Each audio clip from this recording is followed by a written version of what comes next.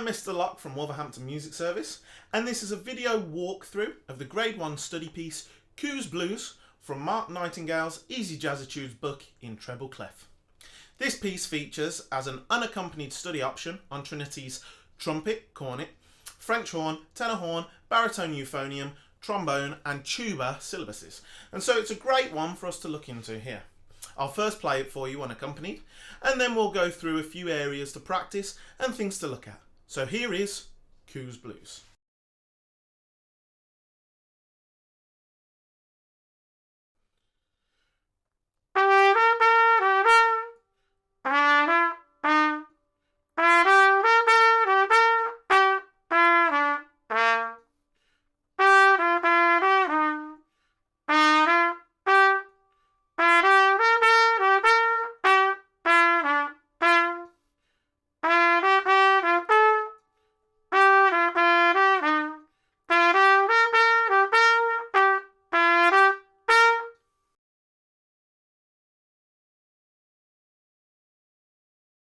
So the first thing you'll notice about this piece is that the quavers are not being played evenly. They are in fact swing quavers.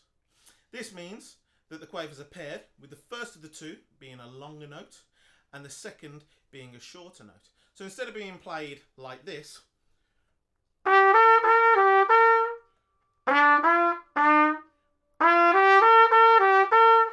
it will in fact be played more like this.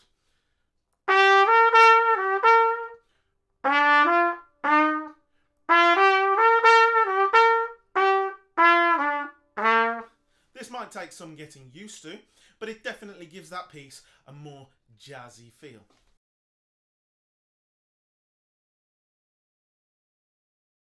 The next thing you'll probably notice is there's a lot going on aside from the notes in this music. You've got phrase marks, which look a little bit like slurs, and you've got those dots and dashes, which I want to explain to you now. Now, the dots are called staccato notes, which means they should be played short and detached like this. And the dashes are tenuto markings, which is pretty much the opposite, means those notes should be held for their full length. And you can see that in this piece, it seems to interchange the two. So you can end up with a section like this, with a dash, then a dot, and then a dash again.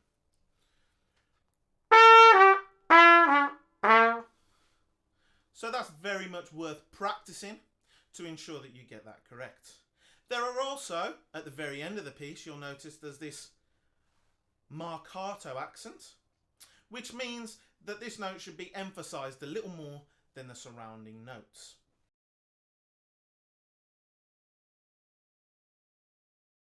It's also always worth noting any dynamic changes in a piece of music, as dynamics really help to add colour to a performance. However, as you can see, this piece only has one mezzo forte marking at the very start of the piece and no other dynamics throughout. So that means that we're basically being instructed to play moderately loud and confidently all the way through this piece.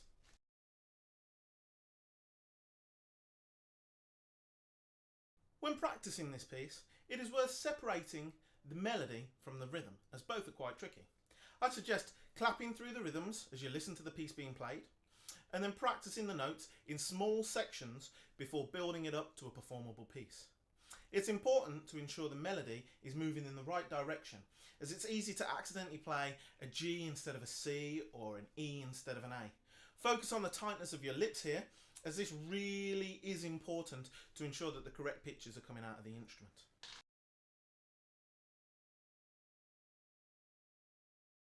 The final thing that we can do with this piece is to play it with the supplied backing track. Although you would play this unaccompanied in your Grade 1 exam, playing with the backing track is a great way to ensure that you're not speeding up or slowing down in your performance.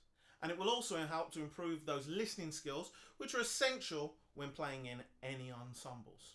So once you're practiced and ready, play this accompanied version of Coos Blues along with me.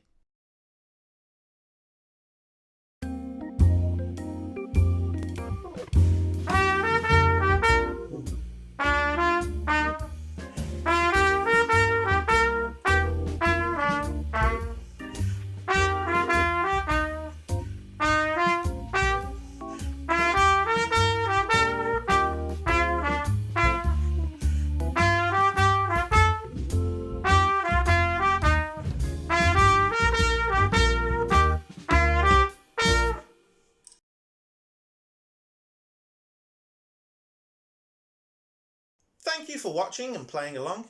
Keep practicing and don't forget to subscribe to this Wolverhampton Music Service YouTube channel and check out the other videos here for more musical content.